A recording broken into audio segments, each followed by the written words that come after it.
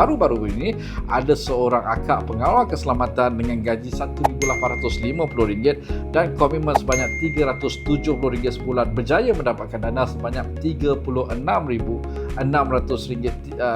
dengan bayar bulanan RM691 sebulan selama 84 bulan. Sekiranya anda adalah seorang pengawal keselamatan yang tertanya-tanya dengan gaji anda semasa boleh atau tidak anda untuk mendapatkan dana daripada bank, jawapannya mungkin boleh tuan-tuan, tetapi dapatkan khidmat nasihat setelah laporan pelapor kredit anda di MyLoan.